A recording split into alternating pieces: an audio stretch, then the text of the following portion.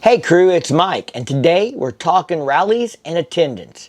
Specifically, we're going to start out with Sturgis.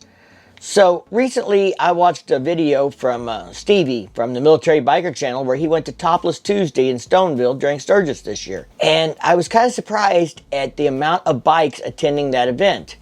Now I went to it in 2019 and there were not near as many bikes there parking when we pulled in as when he arrived. Maybe it had to do with the time of day or something else. I'm not really sure.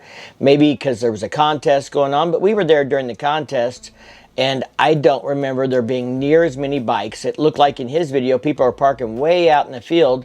When we pulled in, we parked 1 or 2 rows back from the bar and we were able to, a group of 10, go up and get a picnic table right there at the bar and no big deal. So when I got an email with a headline about Sturgis attendance up 1%, I thought that was interesting because I was expecting maybe a lot bigger numbers based on what I saw in his video. Let's take a look at this because this is my problem with mainstream media. The numbers they give you, the titles, the headlines they give you are hard to trust. The article said Sturgis's attendance was up 1%. Click this link to get detailed information for prior years.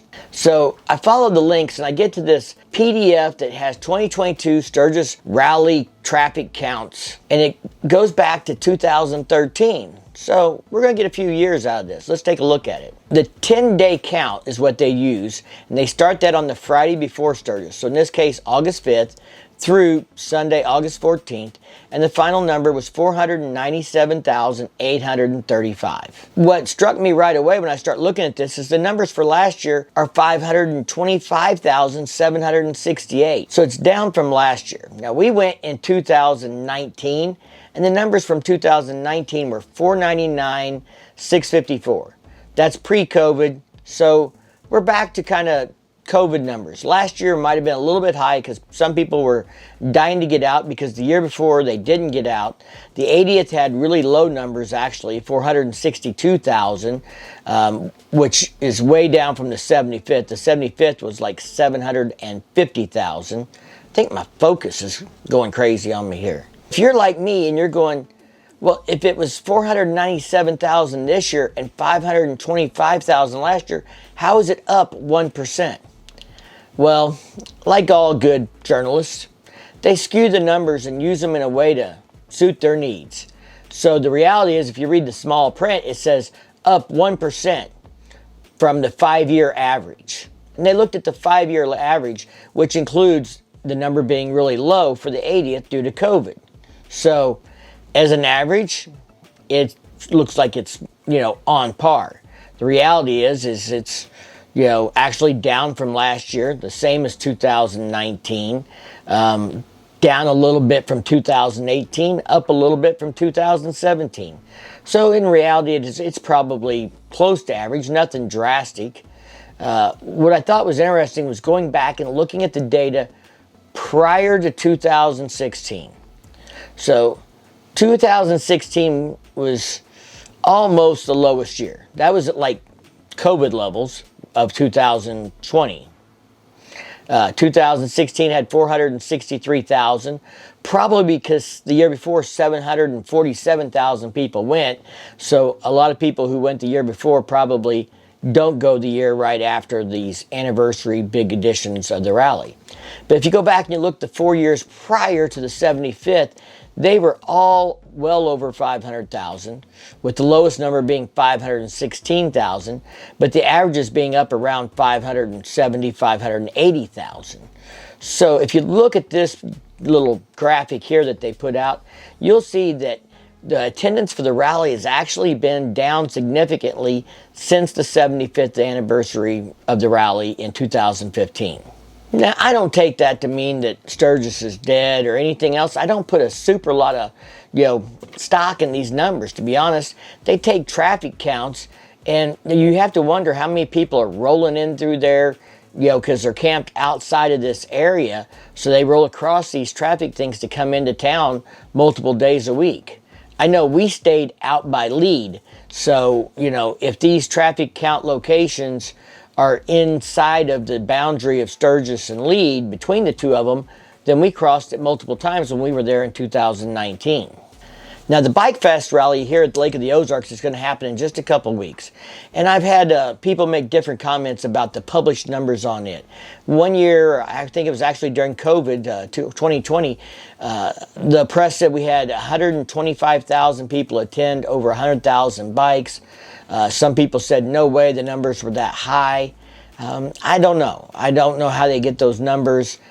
I do believe they might be a little high, but again, it may be kind of like this thing at Sturgis where they're basing traffic counts on specific points, and if you cross it multiple times, that inflates the numbers. And I don't know a better way to do this. I'm not a traffic count expert, so it's hard to say. This is just gives you a gist, and it gives you a way to compare one year to previous years. I know that 2020 was probably a record year for Bikefest because they had a rally when many other locations shut down due to COVID. So people were able to come here, still enjoy themselves, and so that probably is why that was a spike for us. This year we have more big vendors coming in. We have some more things going on. I'm going to have a video on that in the near future. So if you want to know more about that rally and what's coming up, make sure you're subscribed to the channel and you set that little bell to notify on all, because if you don't, YouTube gets to decide what videos they tell you about and which ones they don't. Now, I'm also excited because Bikes, Blues, and Barbecue is back. So it's officially back this year after being canceled 2 years. I know some people are still upset about being canceled last year.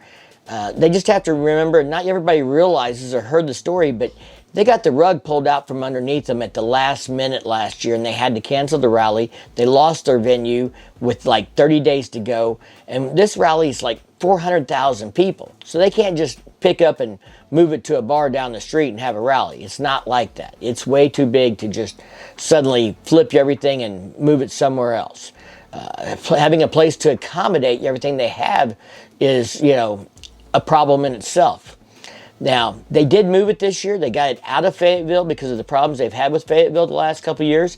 And it's going to be in Rogers, Arkansas this year.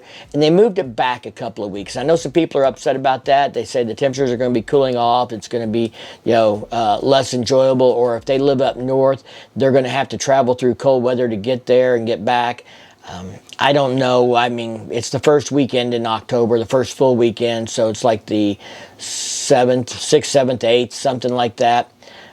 Anyway, we're going to be there. We're going to have a good time. It's not going to be too cold for me.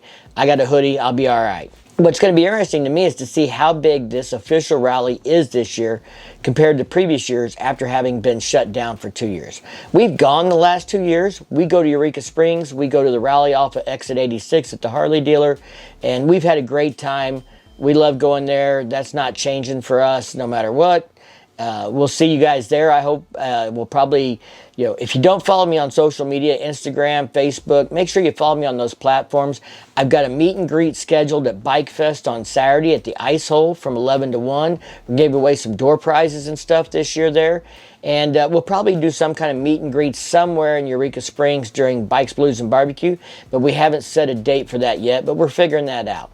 But hopefully you can come hang out with us at the Cad House or the Switchback or somewhere.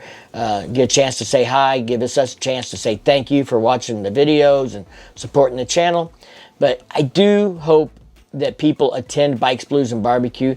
That is the largest rally in the United States that is designed to support local charities. I believe they advertise this as the largest charity rally in the United States. But the money from Bikes, Blues, and Barbecue goes to help charities in Northwest Arkansas, to help poor communities in Northwest Arkansas, and businesses in Northwest Arkansas depend upon our support to stay open. I know a few closed since last year.